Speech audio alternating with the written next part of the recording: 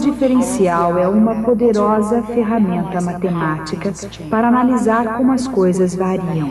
As manivelas de controle dessa ferramenta são umas poucas e simples regras de cálculo de derivada. Em algum lugar, há cerca de 600 anos antes de Cristo, alguém descobriu que se você quiser obter sons agradáveis a partir das cordas de um instrumento, o comprimento das cordas deve estar na razão de números simples, como 1/2. Isso é chamado de harmônicos de Pitágoras. A descoberta foi importante porque ela foi a primeira conexão descoberta entre a matemática e o mundo físico. Infelizmente, essa conexão foi esquecida por muito tempo e retomada lenta e laboriosamente milhares de anos mais tarde. Uma pessoa que certamente a dominou foi Galileu Galilei. Eu quero ler a vocês algo que Galileu escreveu. Esse livro foi publicado em Roma em 1623 e é chamado Saggiatore, que geralmente é traduzido por ensaiador. Mas eu prefiro chamá-lo o experimentador, porque acho que é mais próximo daquilo que Galileu tinha em mente. Galileu tinha o mau hábito de fazer suas famosas anotações em italiano, mas eu as traduzirei conforme formos prosseguindo. Ele disse: o conhecimento verdadeiro está escrito neste enorme livro, que está constantemente aberto diante de nossos olhos. Eu falo do universo. Mas ninguém pode entendê-lo sem que antes entenda a linguagem na qual ele está. Está escrito na linguagem matemática. Assim, para nos prepararmos para ler o livro do universo, nós precisamos primeiro aprender os símbolos e o vocabulário da linguagem matemática. É uma linguagem precisa, poética e mesmo musical. Durante muito tempo, os físicos têm usado a linguagem matemática. E desde aproximadamente 600 anos antes de Cristo, os músicos também a usam. Da mesma forma, como todas as linguagens, incluindo a música, a matemática tem seu próprio vocabulário, suas próprias regras e símbolos, sua precisão e elegância, sua poesia e sua história. Uma parte dessa história foi Galileu Galilei, que tinha algo de inconformista. Foi um traço que ele herdou de seu pai, Vincenzo, que foi um músico perfeito. Musicalmente, Vincenzo recusou-se a ficar preso a formas tradicionais, um comportamento que se tornaria marca registrada da família. Ele escreveu um livro opondo-se ao uso dos harmônicos de Pitágoras entre os seus contemporâneos musicais. Ele considerava os antigos instrumentos de cordas gregas simples demais para as complexas estruturas musicais da Renascença italiana. Mais tarde, tal pai, tal filho, Galileu considerou os padrões da matemática grega simples demais para expressar suas ideias. Ele criou a ciência da cinemática, um ramo da mecânica que tratava dos movimentos de forma abstrata. E se qualquer ideia abstrata deve ser expressa convenientemente, ela precisa da linguagem apropriada, os conceitos e os símbolos que dão a uma ideia seu significado e valor. Apesar de avançada, a nova ciência do movimento de Galileu estava ainda enraizada no solo dos antigos preceitos gregos. E era algo completamente novo a florir no campo da matemática e da ciência. Os estudiosos precisavam de uma linguagem mais requintada do que aquela que se usava desde Arquimedes e Euclides. Em outras palavras, depois de Galileu, os físicos precisaram de uma linguagem avançada. Menos de 25 anos após sua morte, esta linguagem seria descoberta e, de uma maneira ou outra, utilizada para sempre. Ela passou a ser chamada cálculo diferencial. O cálculo diferencial é muito poderoso. E, como qualquer linguagem, ela deriva seu poder da ideia que está por trás dela, a derivada. A derivada está para a cinemática como a roda está para as viagens. Um meio simples, mas muito eficiente para se ir de um lugar para outro. E para se obter uma melhor visão do que mais a derivada pode fazer, nada melhor que um pequeno exercício. Para começar, a derivada não se aplica somente a um corpo em movimento horizontal, ou somente a um corpo em movimento vertical. Para cima, para baixo, para qualquer lado. Derivada é uma medida da velocidade de variação de qualquer função num dado ponto ou instante. Como foi ilustrado pela lei de Galileu dos corpos em queda livre, velocidade é a derivada da distância. Mas é mais do que isso. Uma derivada pode representar a velocidade de variação de qualquer coisa. Por exemplo, da densidade populacional dos delfins com relação ao aumento ou diminuição da temperatura da água. Ou da velocidade de variação do volume de um balão em função de sua área superficial. Ou da taxa de variação do preço da pizza dependendo de seu tamanho. Claramente, então, o conceito de derivada é muito amplo. Mas o processo mecânico de derivação, o cálculo diferencial, necessita de um procedimento prático. Do contrário, o conceito não nos leva a lugar nenhum. Finalmente, sem as regras de diferenciação, o simples conceito de derivação torna-se uma luta penosa. No final de tudo, ele ajuda a entender algumas definições a mais ao longo do caminho. Assim, antes que seja tarde demais para voltar, pense na aclividade. No plano inclinado, a aclividade é a razão entre a variação da altura e a variação de distância horizontal. Essa razão, um número, é chamado de inclinação.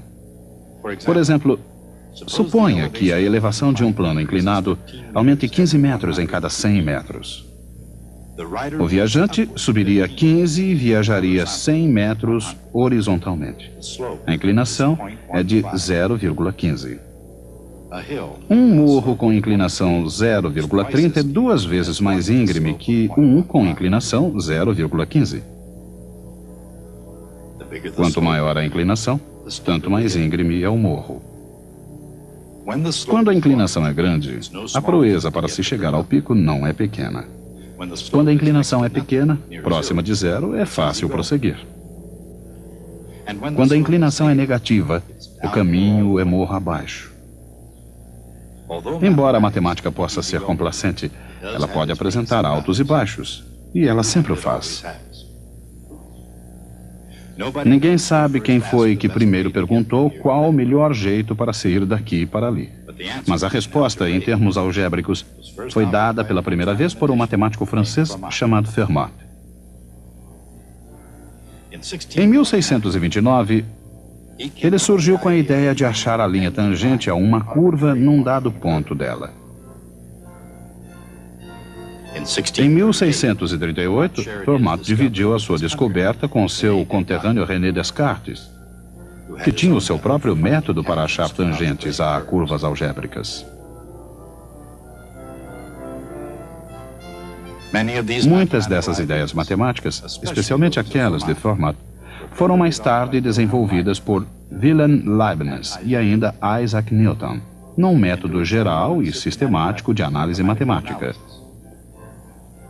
o cálculo diferencial. Deixando a história de lado, pelo menos por enquanto, algumas questões pertinentes permanecem. Por exemplo, em uma curva que varia suavemente, existe uma variação constante da inclinação. Como então, na linguagem atual, calcula-se a inclinação num dado ponto qualquer?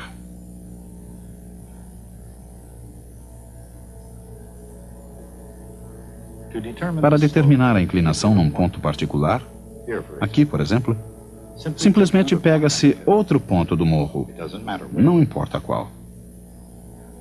Agora ligam-se os dois pontos com uma linha reta.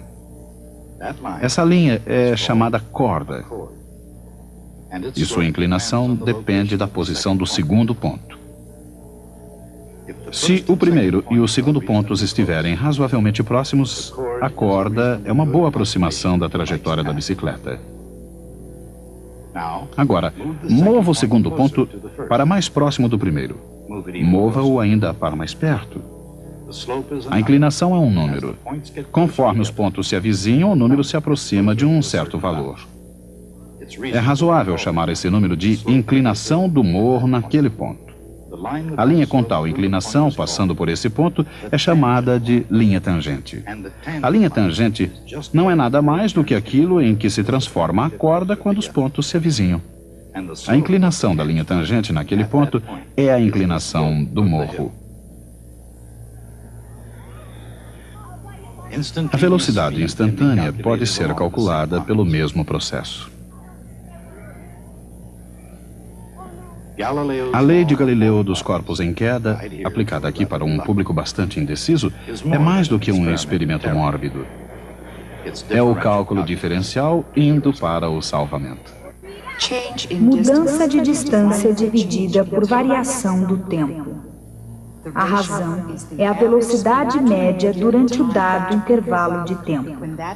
Quando esse intervalo tende a zero, o valor limite da velocidade média é a velocidade instantânea. Variação na elevação dividida pela variação de distância na horizontal. O resultado é a inclinação de uma corda ligando os dois pontos. Quando a distância horizontal tende a zero, o valor limite da inclinação da corda é a inclinação naquele ponto. Diferenciação. Os objetivos e métodos de cálculo diferem, mas não os conceitos essenciais nem os procedimentos. Velocidade é a derivada da distância em relação ao tempo. Inclinação é a derivada da elevação com respeito à distância horizontal. Em qualquer caso, uma derivada é o que acontece a um quociente, uma razão de dois números, quando ambos, numerador e denominador, tendem a zero, antes deles chegarem realmente a zero. Pequenos números são representados pela letra grega delta. Delta y é uma pequena variação em y. Delta x, uma pequena variação em x. Assim, delta y sobre delta x é nada mais que a razão entre dois números pequenos.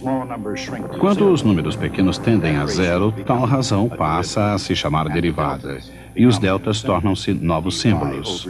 dy sobre dx, o símbolo da derivada, que significa a derivada com respeito a x da quantidade y. Uma vez que a mecânica simples foi dominada, o cálculo de derivada de qualquer coisa não é mais difícil do que acionar uma chave.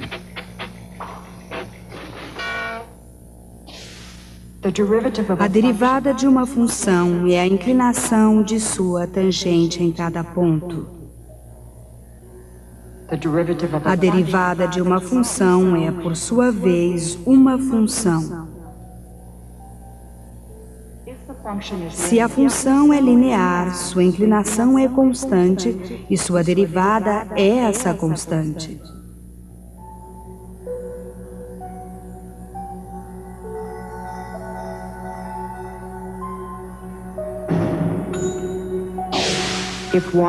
Se y igual seno de x, então dy sobre dx igual cosseno de x.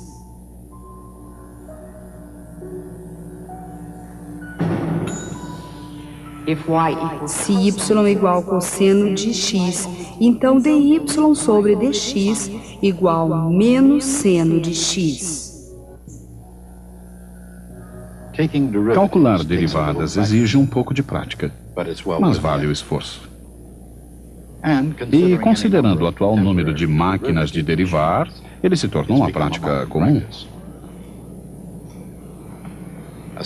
Um velocímetro é uma máquina de derivar. Ele mede a derivada da distância viajada a cada instante. A velocidade da variação da posição é a velocidade instantânea expressa em milhas por hora.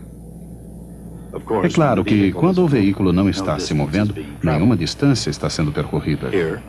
Nesse caso, a posição é constante, e a derivada de uma constante é zero.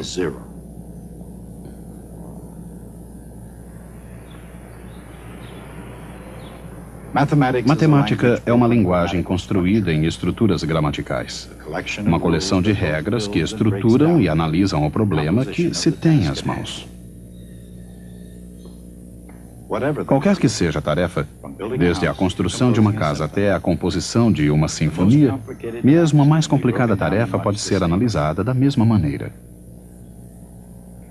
Newton e Leibniz desenvolveram as ferramentas do cálculo que permitem que as mais complexas funções a serem derivadas o sejam, decompondo-as em partes mais simples. Uma das regras básicas da diferenciação é a regra da soma. Suponha que um pintor possa pintar 90 metros quadrados de parede por hora e outro 100. Essas são as velocidades com as quais a área da parede está mudando de cor. Em outras palavras, elas são derivadas. Assim, a cada hora, 190 metros quadrados de parede estão ao todo sendo pintadas. É assim que a regra da soma funciona. A derivada de uma soma é a soma das derivadas.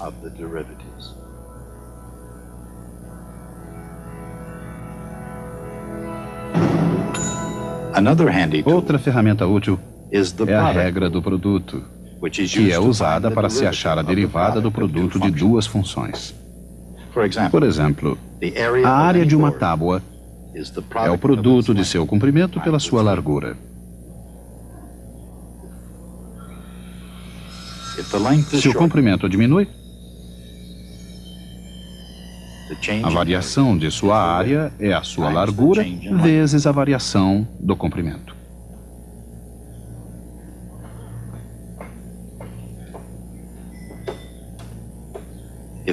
Se a largura é reduzida, a variação da área é o comprimento vezes a variação da largura. A variação total da área é a soma dessas variações. Isso é verdade tanto no produto do carpinteiro, como também na linguagem do cálculo diferencial.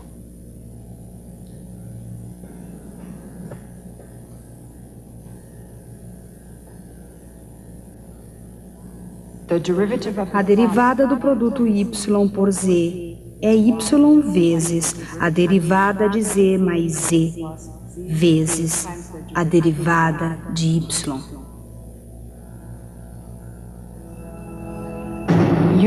Usando essa regra, é possível achar-se a derivada de x ao quadrado.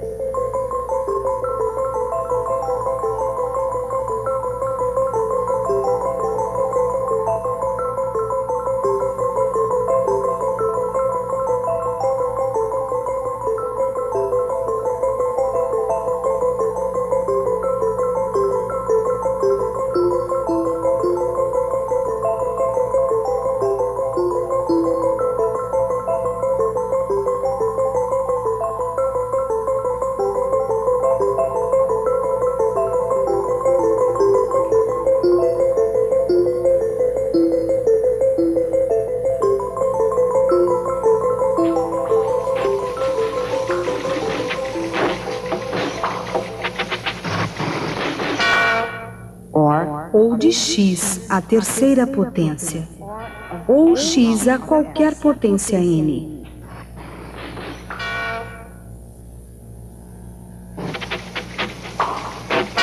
A derivada de x à potência n é n vezes x à potência n menos 1.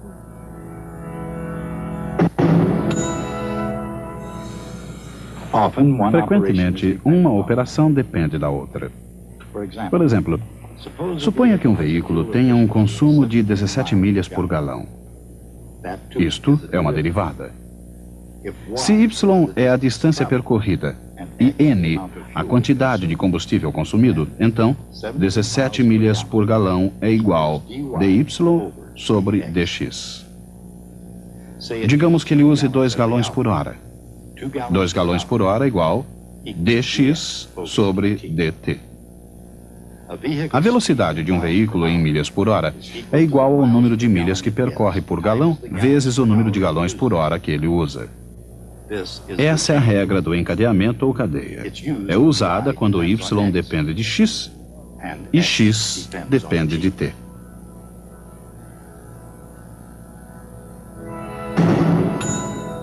A regra da soma. A regra do produto. A regra da cadeia. Essas 3 regras representam a gramática do cálculo diferencial. E a validade do cálculo diferencial pode ser vista na diversidade de suas aplicações. Por exemplo, quando um foguete se move com um deslocamento s no instante t, a derivada do deslocamento é a velocidade. Positiva para o movimento ascendente e negativa para o movimento descendente. A derivada da velocidade é a aceleração, o que equivale a tomar a derivada da derivada. Isto é, a derivada segunda de s.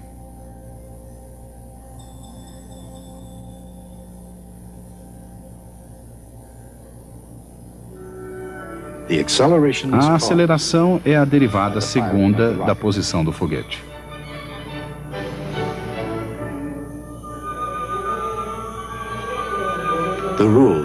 As regras do cálculo diferencial e suas aplicações na física.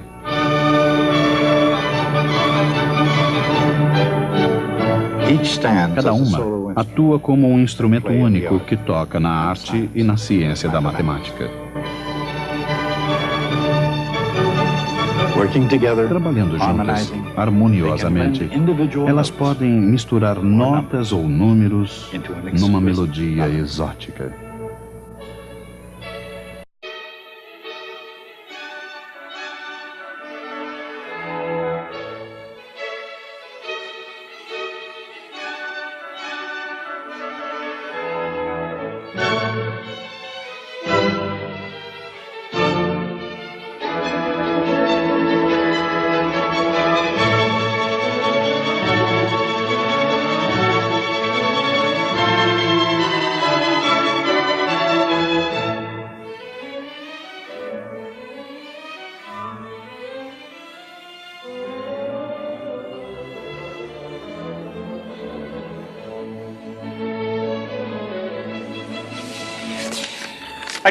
Eu recebi uma carta de um músico chamado Albert Einstein. Ele a enviou em 1912. O correio às vezes é tão lento. Mas não é isso que eu quero discutir. Na verdade, ele não enviou a mim, mas para um amigo dele. Eu a consegui na biblioteca. De qualquer forma, ele dizia: eu estou me ocupando exclusivamente com o problema da gravitação. E agora eu acredito que suplantarei todas as dificuldades. Mas uma coisa é certa. Eu comecei a ter um grande respeito pela matemática, a sutil parte da qual, em minha ignorância, eu tinha até agora olhado como puro luxo. Einstein trabalhou com gravitação por mais de 4 anos, resultando daí a teoria da relatividade geral. É a mais difícil teoria matemática da física. O que Einstein quis dizer com sutis partes da matemática que pareciam luxo? Será que ele realmente acreditava que ele poderia ter progredido sem fazer cálculos? Bem, é claro que não. O ponto é que os físicos têm uma certa arrogância em relação à matemática. Por exemplo, você pode ter a impressão que através dessas simples regras você pode obter a derivada de qualquer função. Isso não é verdadeiro. Seja uma função cujo gráfico pareça uma pirâmide egípcia. Bem, é fácil ver qual é a inclinação aqui e aqui. Mas no pico você teria um problema. Não há inclinação nesse ponto. A função não tem derivada nesse ponto. Eu nunca disse nada que pudesse fazê-los acreditar que isso nunca aconteceria. Para os físicos, a matemática é apenas uma ferramenta. Ela deve ser usada para se executar algo. Mas um verdadeiro matemático é o guardião da precisão do pensamento. O que interessa ao matemático é a matemática em si. Quando um matemático faz uma afirmação sobre derivadas, essa afirmação deve levar em consideração qualquer exceção, independentemente de sua raridade, como o pico de uma pirâmide. Esse é o tipo de sutileza com a qual Einstein estava preocupado. Até a próxima vez.